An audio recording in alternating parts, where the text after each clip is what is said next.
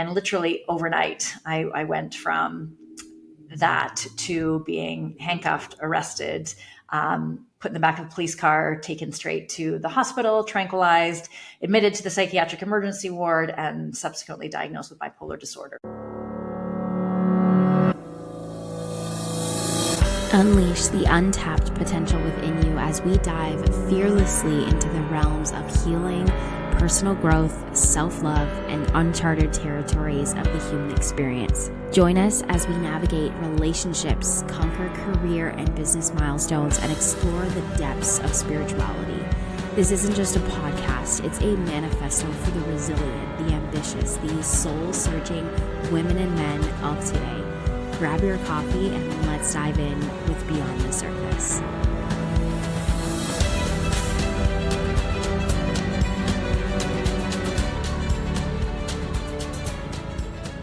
Welcome back to another episode here on Beyond the Surface, and today is a super special one and so dear to my heart for so many reasons. But first and foremost, I have Carol Schulte joining me here on the podcast today. Thank you for being here, Carol. I'm so grateful. Thank you for having me. I am so grateful to you. We have been on such a journey over the last, we were just discussing 10 years. I am so full of pride, and I'm so inspired and admire you for all you've created, Ashley Ann. It's really, really exciting to be here on your podcast. Yes. Oh, I'm so excited. And yes, it has been a journey for 10 years. You met me when I was a baby in this. I know you're going to say I'm still a baby, but I was a baby in this. And I was, I had my little moment, my emotional moment sharing with you, but you were one of my first mentors. You really were. You were one of the first coaches that I hired, invested in, and was such a pivotal moment for me. And I think sometimes it's so important to hear that. And it's such a beautiful thing. I constantly keep saying, like, we follow our little breadcrumbs. And I remember the moment that you walked into Bereaved Families and I was doing my placement and you left the room and I was like, I want to work with that woman. I remember saying that. And I must have connected, either it was through going to your website or whatever it was, started following you. And then this opportunity came up. I feel like it was a couple years later and it wasn't right away. And it was your first mastermind. And it was such an incredible experience. And like I said, such a pivotal starting point for me. Like you were at the beginning of my journey. So thank you so much. You have no idea how much that means to hear that. Yeah, you're right in that you have no idea sometimes who you touch, how you touch, especially when you just, are going out there. You don't know often or always who's listening, but you've always been so kind and always been so appreciative and actually sharing that. And I remember you calling me in your book, everyone needs a cheerleader like Carol. I was so touched and honored. It really meant a lot, Ashley Ann. So thank you. And I think that you recognize and you see in other people what you already have within you. Like, I think the two of us were just meant to connect. And I learned from you as much as you claim and say that you've learned from me too. So I think it goes both ways. Thank you. And it's beautiful to have those people in our lives that can be a mirror for us. And sometimes it's something that we forget, right? We can put people on pedestals often, and we have that praise for someone too. But I love you saying that as well and just acknowledging that, because when you see something in someone, it's a mirror, it's a reflection. Totally. There's a piece of that also in you. And sometimes we miss that. Sometimes we forget to, because we're so hard on ourselves, right? Like we're, the little gremlin, as you always used to call it. Just doesn't let you see it sometimes. So yeah, I just appreciate that acknowledgement as well. So for those though that don't know you, I'd love for you to just share a little bit about who you are. And I know that's a little question, but you're a speaker, so you're also a pro at the spiel, but whatever you feel called to share. Okay, so I am a speaker. I am really committed to empowering women specifically on helping them find and own and step into their brave. Over the years, I've done a lot of different programs and initiatives. As you know, I used to do something called Women Living Big, where I would do conferences and events to help women physically get out of their comfort zone so they could mentally take on other things, taking women to learn how to surf in Peru and climb Kilimanjaro and do things locally like skydive and axe throw. And I'm, passionate even now more so than ever, having been, gone through a bit of a journey the last few years to help women recognize, all that they have within and to help them step into potential before they realize they have it. So I feel like my mission on this planet is to be a cheerleader. Biggest compliment I can ever receive is to hear that I've been a cheerleader, and I think I'm passionate about helping people get beyond what I call the bravery barriers, things like perfectionism, people pleasing, comparing ourselves, approval seeking, proving, needing all those gold stars, is because that was my life for a long period of time. Like I spent my childhood, much of my life, trying to, get the accolades and just be seen, really, but felt I needed to do that by being perfect and by being liked by everyone. I wanted to look good, I wanted to look cool, I wanted to fit in, and I lost myself. And I think, I know that I'm not the only one who doesn't believe in what they have, and I want to, yeah, I really want to see every woman own and step into the bravest version of themselves, whatever that means and looks like to them. And we'll continue to cheer them on along the sidelines, hopefully for the rest of my time here. Yes, absolutely. And the thing that comes to mind immediately is how it's about community and how women, especially, I don't want to say need, but there is just something so magical and beautiful when women come together in community. And I think that's been the beautiful thing that you've always created is community. In the events that I was a part of and that you attended, you had people in the room that had no idea who each other were, but were cheering each other on. And as women do, we, and I was thinking about this earlier too, like as women, we naturally go through cycles, right? Like we naturally, our body changes every single week almost Yeah, in the it's true. month, right? We have to navigate this whole cycle that we go through. And we're going to have these moments and these times where we don't feel or we don't believe fully in ourselves and our gifts, and that's where community comes in to remind you, to cheerlead you on, to Yeah. remind you and help you remember this, what you really are about, because those moments where we kind of dip aren't the entire truth of who we are. Absolutely not. And it's funny. So I've been very fortunate to be able to do a lot of work with leaders and, whether it's speaking with Fortune 500s or associations or just individuals, no matter how successful a business owner or, C-suite or, mid-level manager or anyone first day on the job or extremely seasoned, nobody feels like they have it figured out. Everybody has areas that they wish they could be braver. And I've yet to meet a woman who hasn't at some point experienced imposter syndrome or feelings of not enough or, assuming that everybody else is further ahead. And we're not doing ourselves any favors. And I think when we do come together in community and we actually shed some of that and are, open, vulnerable, authentic, two of my biggest values and what I try and curate through my events, then all of a sudden we can be like, oh, okay, I'm not the only one. And I think the more real you are, the more authentic your connections become. And, the more empowered you feel to just be you. Like, I think there's so much of this push energy. I need to do this. I need to be that. I need to be seen. I need to prove, perform, pretend I have it all figured out. When actually, like, it's not about doing, which is one of the things I've learned on my journey. And it really is, cliche as it sounds, about being. Mm.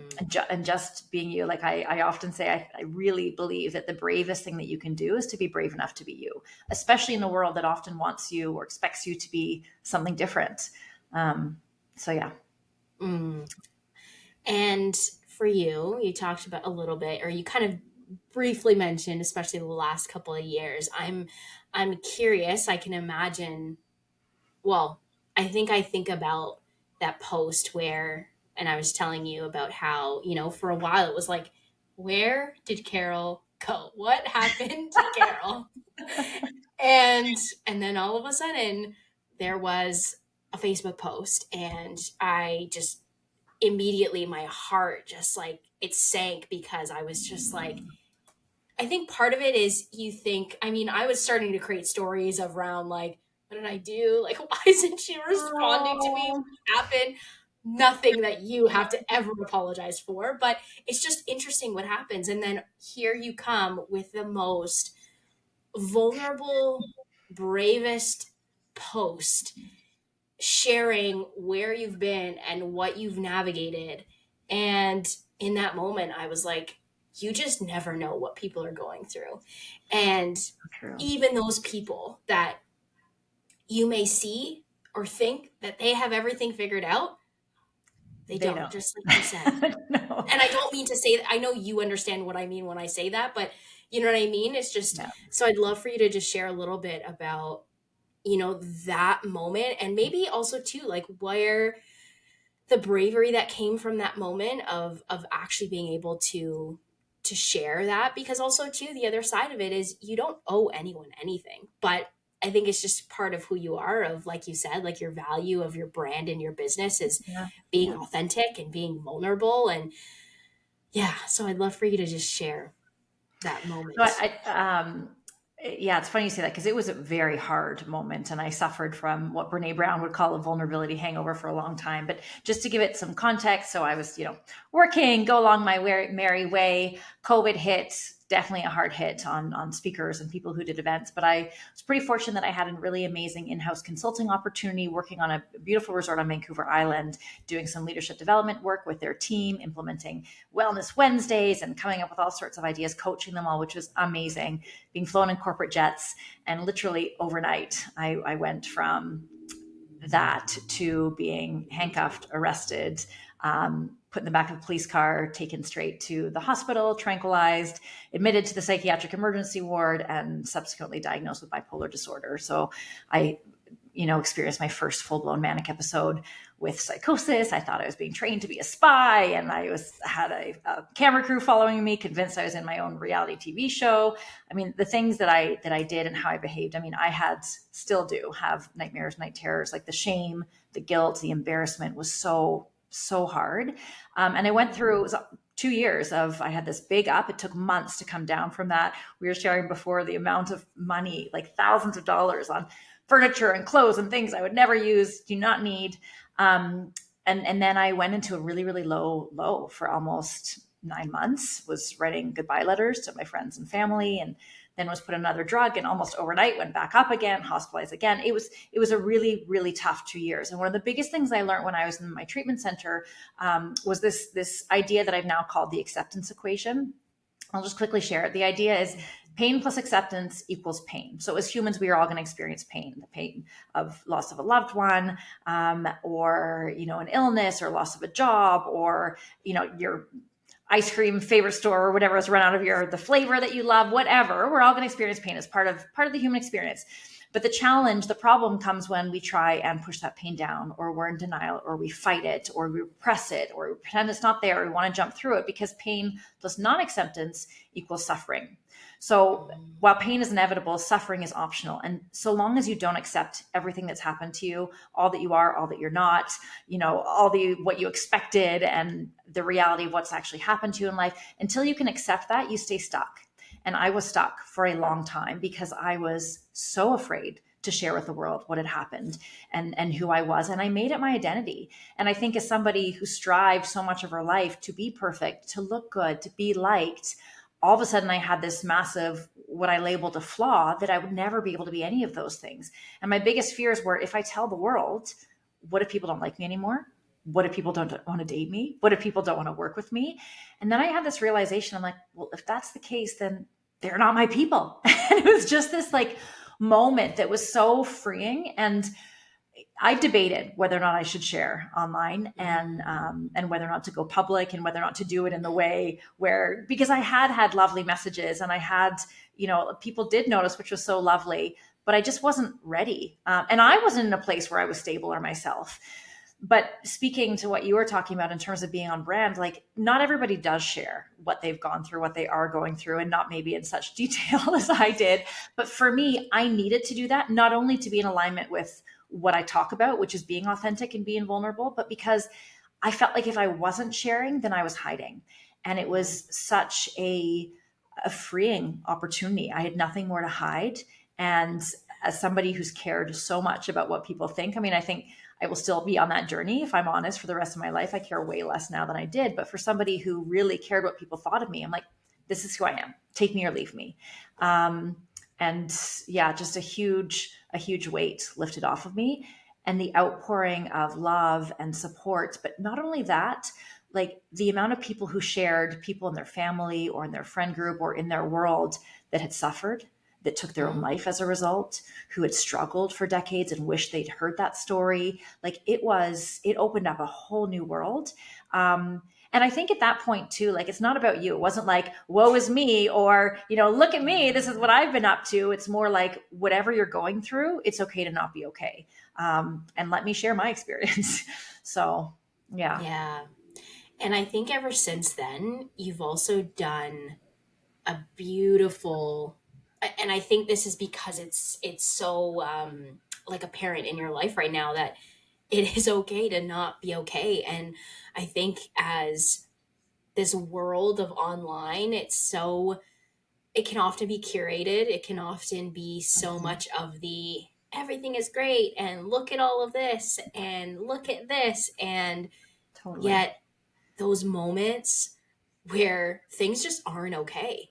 And there is nothing wrong with that. There is nothing wrong with those moments.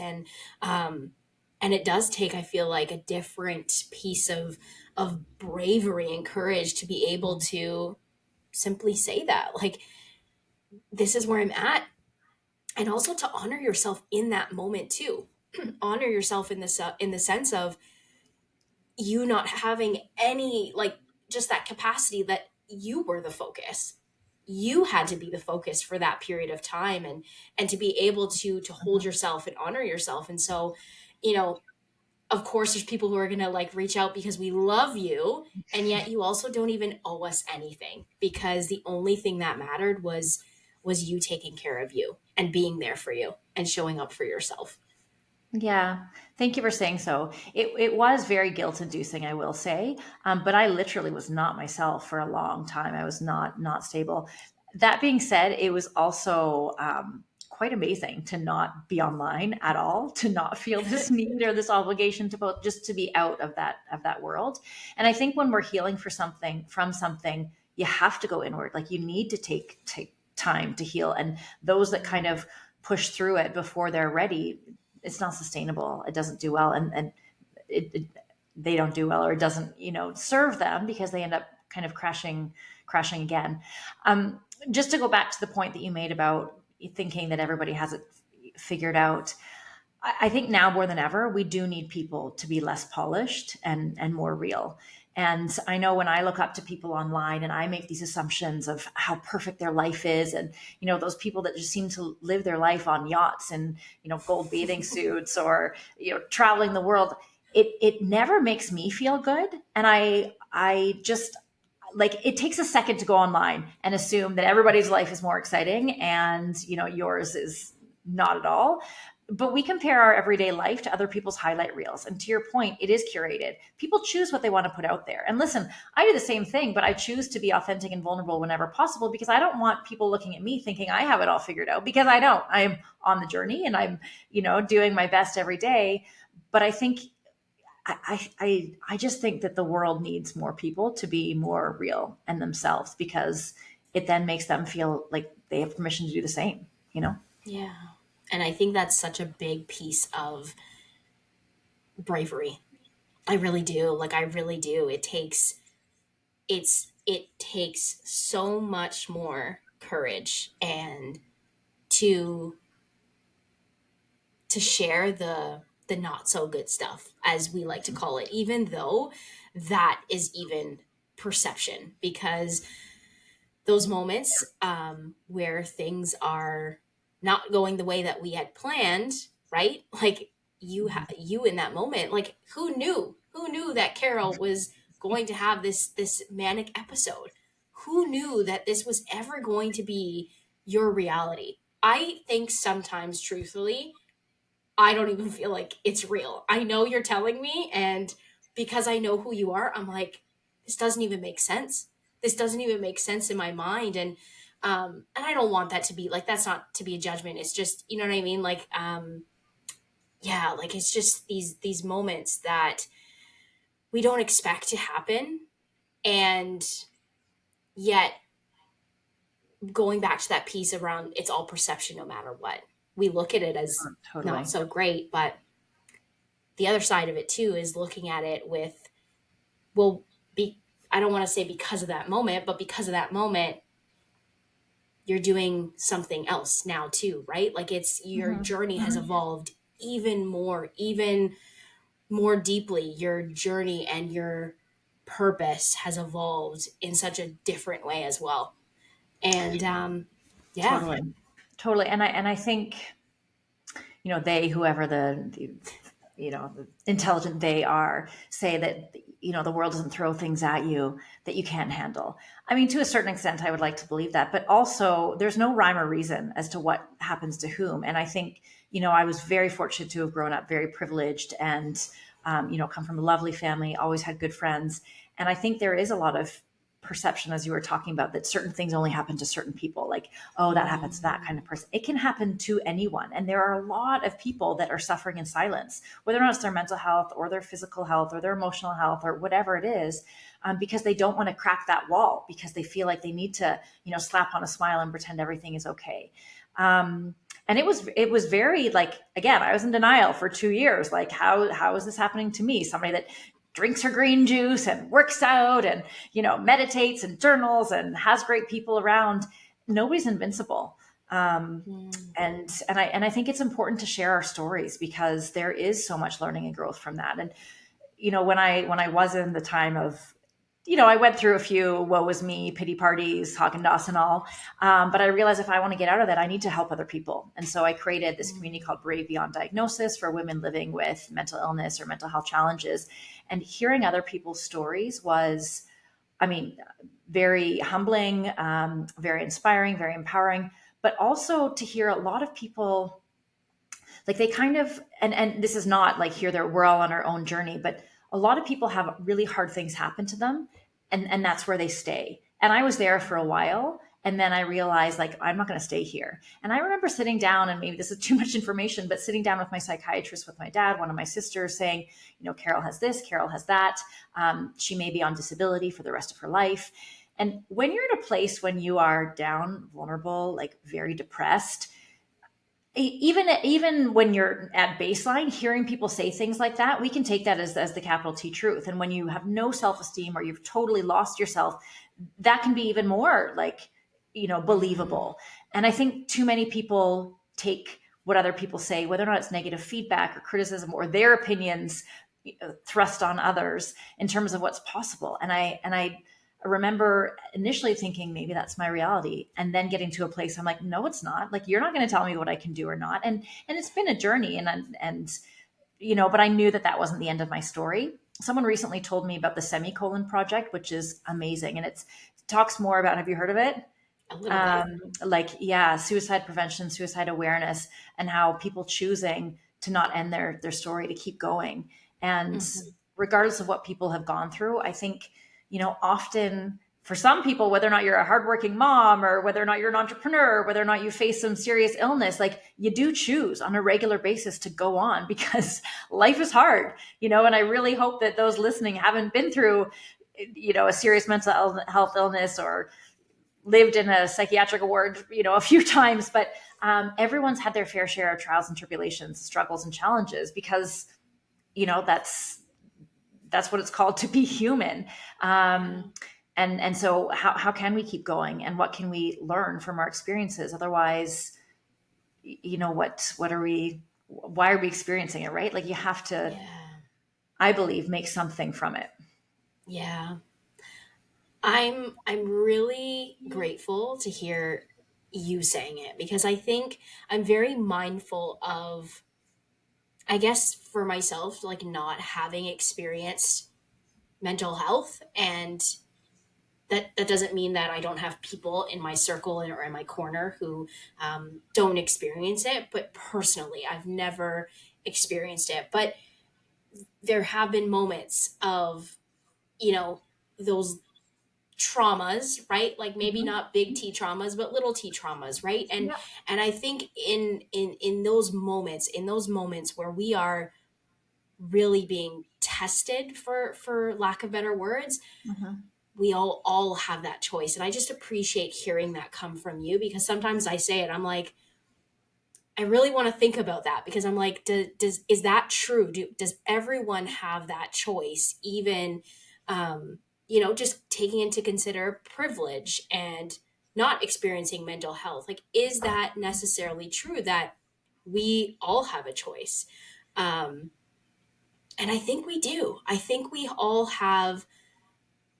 It's a matter of really like sitting and finding that peace in ourselves, even Yeah. in those low moments, finding that little ounce of, I don't know if it's hope or whatever that is, but not allowing that person, right? That psychiatrist, like that you could have easily taken that as, this is the truth.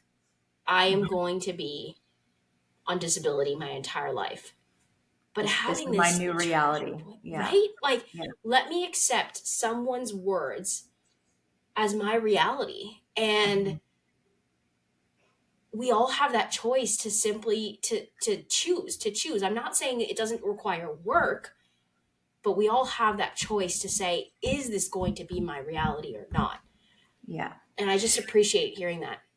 I think choice is powerful, and I think when I was talking about this idea of acceptance, like we need to at some point choose all that is and all that isn't, and that's empowering. But I also want to make a little distinction, discern between like what we can choose and what's kind of out of our control, what we can't choose. And I Mhm. remember when I was in theater school, I had a dear friend who had clinical depression, and I didn't get it because as you said, not a lot of people have experienced it, or not a lot of people have, I mean, anybody who's experienced any mental health illness or challenge or going through something, it's also an individual experience, right? Just because I've gone through Yeah, something doesn't mean I understand another person's. it's But true. until you've experienced something like depression yourself, you don't get it. And I used to say things to her like, just choose to be happy. Let's make it a great day. Like, you know, not snap out of it, but like from somebody who had never experienced that, I meant well. And I think people do mean well when they say things like that. But when it is in your brain and it is out of your control, it is not just a choice in that moment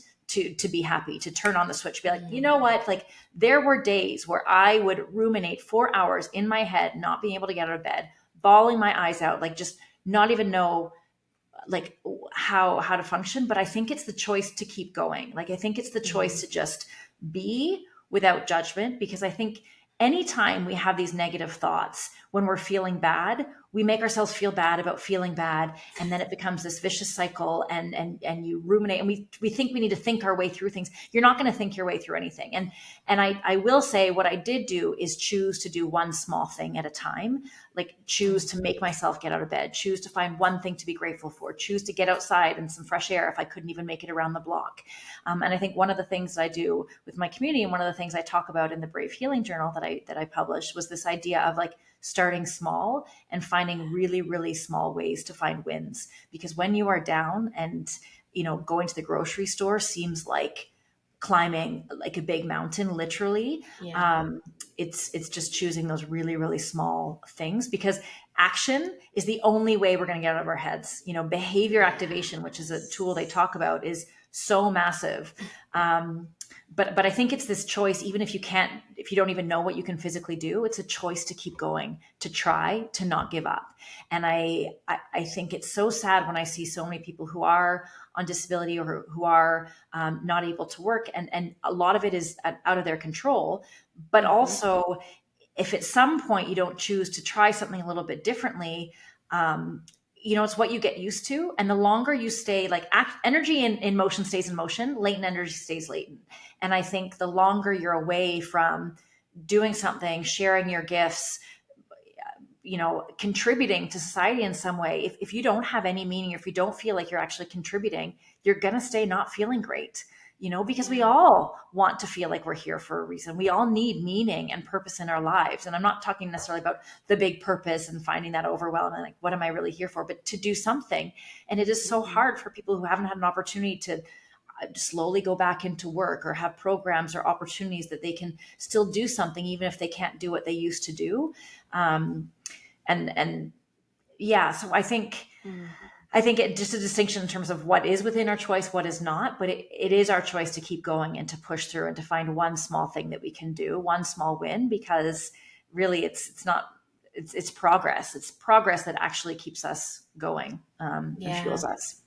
You said something that just, that really hits home as well, is the non-judgment part, that piece around not judging ourselves that we constantly are doing, and forget about people, like forget about the outside world, just you and you alone. When you look in the mirror, when you're by yourself, there's a lot of judgment that we place on ourselves. And that piece around when we are just feeling, and you also talked about this earlier, about like allowing ourselves to just feel what is coming up, allowing that to just be it. This is what I'm feeling in the moment. And we're so afraid. I feel like there's a lot of fear around feeling sad, feeling angry, feeling fear, like whatever that is. We're so afraid to feel these things. And yet there's nothing wrong with feeling any of these things. And it's No. about that, not having the judgment part, not letting judgment come in to pile another layer.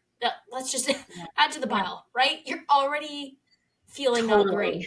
You're Totally. already not feeling that. And you're adding one more thing to the puzzle. It doesn't need to be that way. And I think it's just this piece around allowing ourselves to get very comfortable, or just to get more comfortable with The feeling discomfort. sadness, the Yeah. discomfort, feeling Yeah. sad. Yeah. Yeah. Feelings are scary for sure. And yet they're automatic, right? And I think Yeah. we do judge. We judge how we're feeling, and those judgments create thoughts, and our thoughts, create our realities. And it is natural, but we have feelings for a reason. And often they're there to provide us with evidence in terms of something not Yes. being right. But we are afraid to go in, and so we push it down, and convince ourselves somehow that we're not feeling this way. But again, that keeps you stuck, right? The only way you're going to be able to move through and navigate what you're going through is by admitting and sitting with your feelings, and observing them, and not necessarily making them wrong, or you wrong, or a bad person, Mhm. but allowing them to sort of teach you something, to tell you something. Do you need to slow down? Do you need to shift something? Do you need to like clean up some messes in your life, be that a tough conversation, or that drawer that's driving you nuts, whatever it is. I think emotions are clues. And I think the judgment, it's hard, but I think we can catch ourselves in the moment and slowly start to notice and be like, okay, I always say, like, can you imagine if we talk to each of ourselves the way that we would our best friends, how, what the world would look like, what our lives would look like. We are so mean to ourselves, myself included. I'm getting a lot better, but it's brutal, and in one of my programs, Find Your Brave, I talk about this challenge of writing out what you would say to your best friend when they were having a hard time. And so that anytime you're going through something, you read it to yourself. And, it can be powerful because we forget. And the thoughts that we have today, 85% of them are thoughts that we had yesterday. And 80 to 90% of those are negative. So they've just become this automatic story. I know you're all about stories, but when you were talking about, the realities that we create, and the meaning that we make, it's the meaning in the stories, and it's made up, right? Like it's not the truth, but we convince ourselves that it is. And so it is about really working hard to reframe in the moment and create new neural pathways. And it's possible. It's possible. It is. That was, I think, one of my starting points for me on my own journey. Was I really paid attention to my negative self-talk, that was very, very apparent in my life on a daily basis. And like you said, we Mm-hmm. have, more than 80,000 thoughts a day. And majority of mine were pretty shitty. They were pretty negative. They were pretty like, Ashley, you suck. You're not smart. You're not pretty. Like all of it. So critical. And that was the thing that allowed me to really create this little like shift where in the moment I would stop myself. I would stop myself and immediately, let's say for example, I kind of said to myself, you're not smart or whatever it was, I would replace it. I would find whatever I could, even the smallest little thing, and I would replace it immediately in the moment. And when you are creating that new neural pathway, that is it. It has to be so intentional, and you have to be so aware, so conscious of what is happening. And then you can make that change because when you think about it later, it's like, oh, I shouldn't have done that. But it's in the moment that that's where the change has to happen. And we really break that pattern. And being open to being present to that moment. I think one of the reasons why you're so successful at such a young age is because you were aware of this from a young age and you were willing and prepared to put in the work. And gosh, like if everyone was willing to be as open and observant and to work hard in those moments, I mean, the world would be an even brighter place than it is already with people like you in it. But it is hard work, and it does take it's a practice. It's not like a one and done. No. I nailed it today, and you have to be committed to doing the work. And I also think you have to have enough space in your life to be willing to do it, because the other thing is, like, so many of us are on autopilot. We are all how are you doing? I'm busy, like, and we wear busy as a badge of honor. And the busier you are, the more that is going on in your mind, the less opportunity you have to actually take that bird's eye view and look at yourself in your life and what's happening, and ask yourself questions like, is this working? Is this not? Is this who I want to be? What do I need to shift? What is not working? And I think you were able to sort of ask those questions and be both a participant and an observer in your life at the same time. And that's what it takes, right? And it is about, in that moment, okay, I want to choose something different. So Yeah. I commend you for being in that work from a wee young age and still being in it. Yeah. Well, I mean, I think the other piece of that puzzle as well becomes, of course, I made the choice, right? I made the choice to surround myself with certain people. I made a choice to make certain investments. And, going back to the beginning of you being at the beginning part of my journey, what I'm trying to say is that the people that we surround ourselves to end up becoming such a big part of that as well.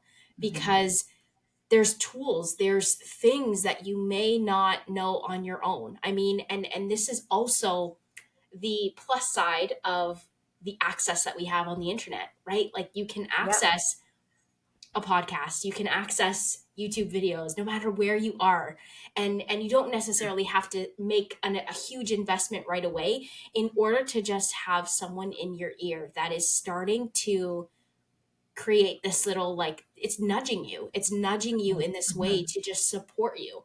And I think that's really what I'm trying to say is that your circle becomes a support. And it's important to really pay attention to the people that are in your circle. And it's not to say, being in this like personal development world, I am never going to have like my entire circle being like, yeah, let's talk about spiritual and let's talk about this all day long. No, that's How many not minutes did you meditate for? And have you done, right. your journaling, visualization? How many affirmations did you say this morning? Yeah, Yeah, it's it's true. just It's not true. realistic. But I do have certain people in my life that also understand and that are on this are on the similar path, they're on the journey, that are also choosing to do the work as well. And that's where it's just a matter of like bringing in your community support and leaning on that support system as well is something that, you know, it's like having we talked about the cheerleader. It's like having a cheerleader when you may just not be able to support yourself in that moment. It's not to say that you can't all the time, but it's just that little like pick you up when you need it. Yeah. And we're all going to have those moments. And so we are going to rely on our people for sure. Um, yeah, to pick us up and to remind us. And you use the term mirror, which I fully agree with, to hold that mirror and be like, no, like, This is who you Mm, are. Like, remember, and we do need those reminders. And I think, hopefully there are moments that we really feel our most powerful selves and we know we can conquer the world. And then on the flip side, there are going to be moments where we have no idea who we are, why we're here, what we're supposed to do, what our next step is. And people and relationships are, are everything. There was something else mm. that you said that I wanted to speak about. It'll come back to me. It'll come Yeah, back to me. there was one thing that I came back to me that I was going to ask you about too, is going back to that moment, or going back, you were saying something along the lines of, being stuck, right? And when you Mhm. are away for so long, you do end up feeling stuck. And I feel like I was in a little bit of that last year. Like, yeah, last year just felt like a very strange year, and I just felt like I was very inward. And so it was interesting to close to the end of the year where I was like feeling ready to like come back out, but being away for so long, it was like, how do I do this? Like, what do I do? This is very uncomfortable. And what got me thinking, anyways, when you were talking about just not being in that space for so long, for 2 years, and you supporting yourself and being in that space for yourself, how was it for you coming back and now being in a place of, because you talked about being in a place of service and helping people is what you kind of like needed to do. So how was that for you after like 2 years and now stepping into this space again, I guess, in a way? I think it was hard, and I think it really was the catalyst to make it less about me and more about other people. And Mm, I think everybody's experience, good, bad, and all the in between, it's all relative. And I think we're so good about not only comparing our lives, but comparing, like, oh well, my illness or my diagnosis isn't as bad as somebody else's, or my trial, challenge isn't as bad as somebody else's. It's still real to you. And I think you have to go through it. And you were talking about now you were felt ready to do something. I think we need to go through whatever we need to go through without any expectation or any like push energy or any like forceful, like, okay, choose, like, again, slap on that smile. You can't do that. And so it is about going through it, going through the messy, going through those really tough, uncomfortable feelings without judgment, and really trusting that there will be a time, taking small steps of action, and getting to a place of accepting that you will feel ready for something more. But I know for me, it was like, I can't make it about me anymore. And I know that you have to go through stuff, and you do have to give yourself the love and the healing that you need. But at some point, you're going through this, and you know that you can help other people. And I thought, so for me, that switch was really important. But also recognizing that, like, every day might be different. I had big expectations when I came back, and I thought, as soon as I was back, I was going to be, doing this and that, and these obligations to post every day. And, you're not going to jump back overnight. And I also had to really look at my lifestyle and, the pace that I was going at. And I know you knew me, but I was so fortunate to be surrounded by so many people. Like, I was at events every day of the week, and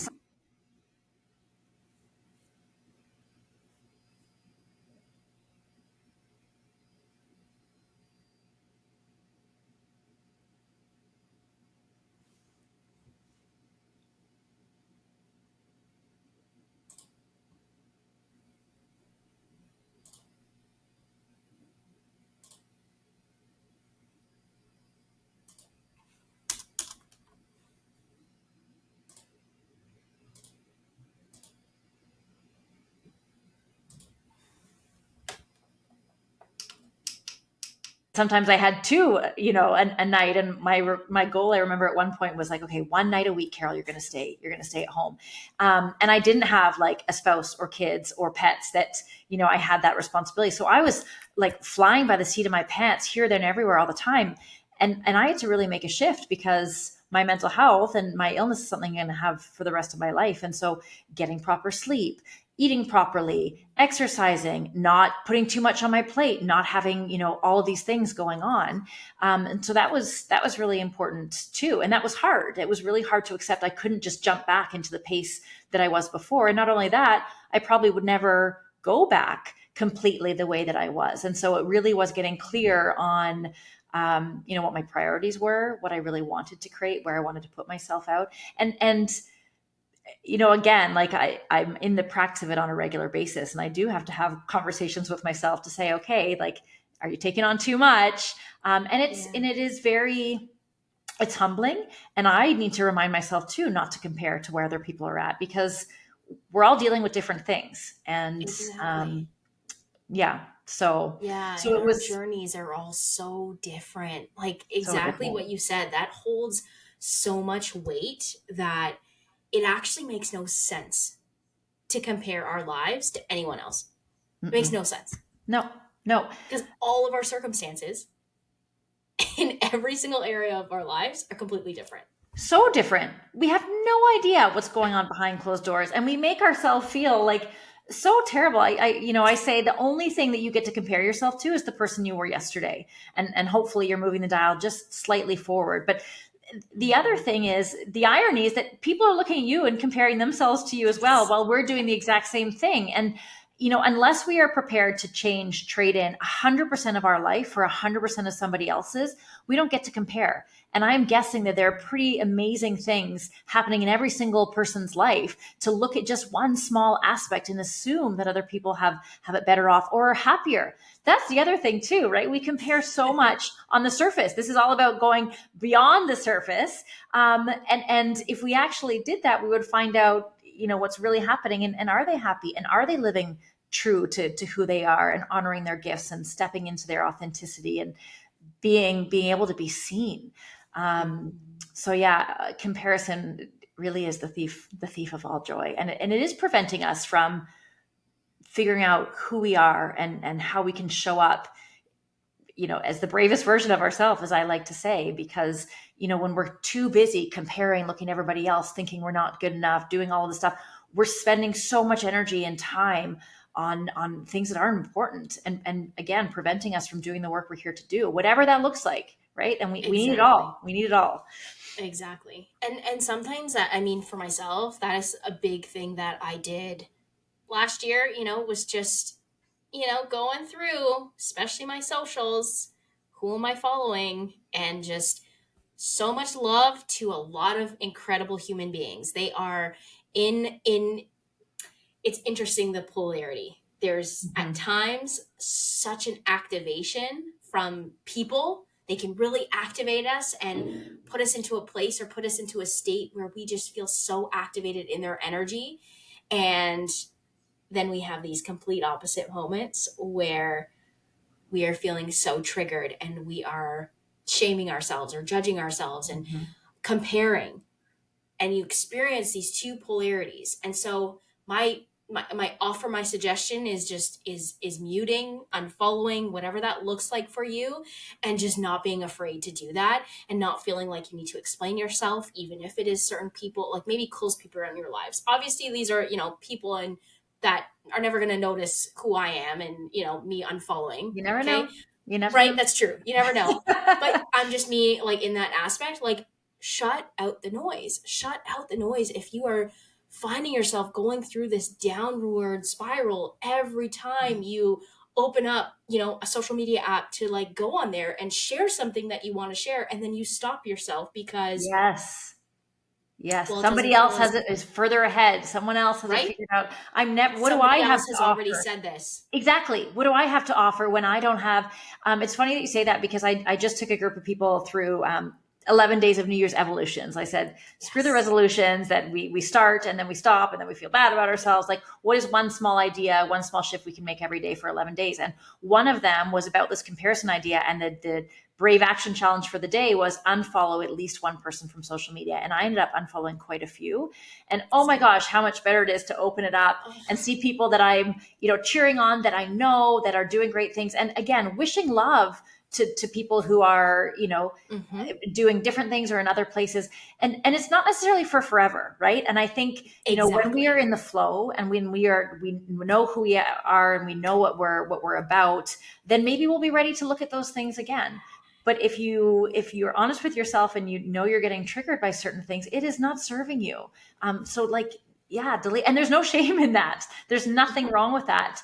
But at different points in our life, we're going to be in different seasons, and really to honor that, because you have to go through what you're going through, whatever that looks like, in order to get to the next place. Mm, yes. Yeah. Yes. Yes. To all of that. Oh gosh, Yes. it like, and it shifts on a dime. And I don't know. I know we Mhm. probably are running out of time, but I was happy and stable and like doing my thing and growing my business back up again. And then in September, I got a diagnosis. And all of a sudden, like, things shifted again, and I wasn't working for a little bit. And now, I'm trying to navigate this, like looking after my health, and also trying to not be busy, but to have purpose, to work, to feel like life is normal as much as possible also. And so Mhm. I think we're never going to have it figured out. Nothing is ever, like, we have no idea what's coming tomorrow. And so can we just do the best that we can today without, putting so much pressure on ourselves or having it figured out? Like, life can be Mhm. hard, and we're here for the long game. And I think that's the other thing that we have to realize. And, I know we all say, oh, life is short, and I get that, but also I had a really good friend remind me when I was going through this, thinking I was wasting so much time, and I'm getting so much older, and I haven't figured out, and I haven't met my potential yet. Life is short, but it's also long enough to do what you're here to do, and to make great Mm. strides, and to change, and to grow, and to learn, and to contribute. And I think we need to remind ourselves of that too. We Yeah. overestimate what we can do in a day and underestimate what we can do in a lifetime. And I think we can only do that when we're here now, and honor what we have the capacity to take on just today. That's it. Yeah. I it's such an interesting dance with that. Mhm. Life is short, and then, we underestimate what we can do, and that we do have a lot of time. It is just, there's this interesting dance with that, because I mean, you and I, we connected through grief and through loss. And of course, that is something that teaches us that life is short. Um, and yet, that can put this interesting pressure on ourselves when we feel like, because we end up starting to get into, if it's not serving us, it ends up being kind of like this pushing, forcing energy sometimes, when we're like, oh, well, I'm in a panic and I got to do the thing because life is short. It's like it's this dance, I feel like, with this aspect of, yes, life is short. So let that move you to not wait to do the things. And yet also don't underestimate what you can do in even a month. Like, don't underestimate what you can do in a month. and 30 and days, like, come on. Absolutely. And I also want to bring on an additional perspective in that, it, and by the way, like, this conversation is so helpful for me too. And I think we talk about the things that we're working on ourselves. They say that we're Yes. only ever one small step ahead of the people we can help the most, because we've been in it, and are still in it. Right. Um, Mhm. but I was all about the doing. And even today, when or often at the end of my days, when I reflect on the day, like, did I do enough to make myself feel like I've contributed? I've been productive. It's been, a good day. And it's not always about the doing. And I was so busy doing that I was actually like missing out on the moment and what was actually happening. I went through Mel Robbins' Your Best Year Yet workbook before coming into the new year, and one of it was like going through the highlights. And other than the fact that I published a journal, which was pretty exciting, I'm not going to lie, I also was diagnosed with cancer. I also had some other things going on that I was like, nothing really happened this year. And then I looked back, and one of the exercises she asked you to do is go through your photos, go through your agenda. And I was like, oh my gosh, like, there are some really Right? amazing things that have happened also. But we forget, when we're so concerned with checking those things off of our to-do list, that we're missing out on life. And I know I sound like a preacher, but again, I'm talking to myself as I share this. And one of the biggest examples that I can share with this, the whole, really, it's about the journey, is when I took a group of brave souls up Kilimanjaro. And we didn't feel ready, no matter how much we had trained, no matter how many documentaries we watched or books we read. Like, you're never going to be prepared for what that journey is. And I remember that the last night, you sleep for a few hours, and they wake you up late at night for the summit.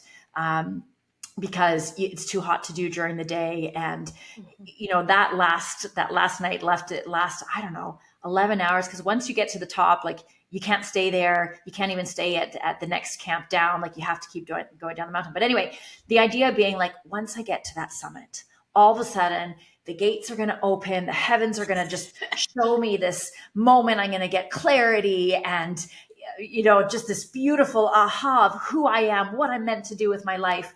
And it was not like that at all. It was beautiful and the most anticlimactic thing ever because it was cloudy. I couldn't see the heavens. You get to the top, it's like, take the photo. You have 2 minutes before your auction's going to run, start walking down. And I was like, oh, and no matter what peak we get to, whether or not it's like the summit or the project or the task that you finish, there's another one just around the corner.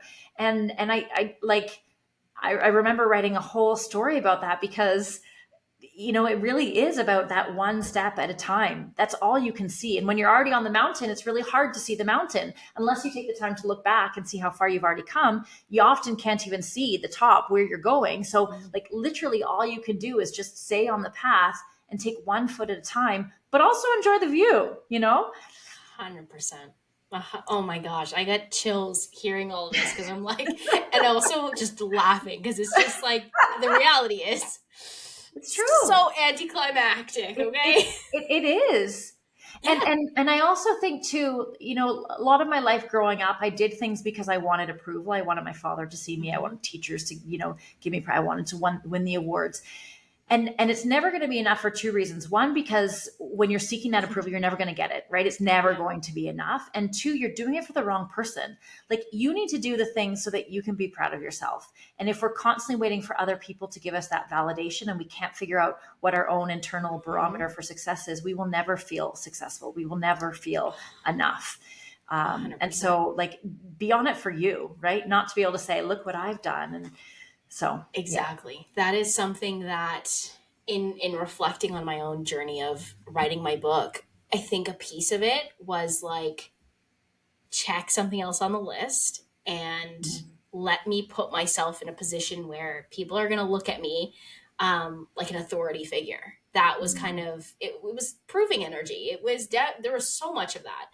And kind of like you said, yeah, of course, the big publishing day, having the, the launch party and having everyone in one room was so much fun. And you expect that the sales are going to come in and a seller and all that stuff. Equally anticlimactic, okay? Also equally that. And yet, years later now, I look at the book and I remember seeing this video recently of, someone was sharing, well, what if, I'm so afraid to write my book and put it out there, and kind of someone's perspective around that was, well, what if your book is just for you? And it put my entire journey of writing my book into perspective. I also don't really, yes, people know that I, especially because of, the Studio Press, and people know that I publish books and I've written a book, but I'm not actively promoting my book and saying, hey, here, you can purchase a copy of my book.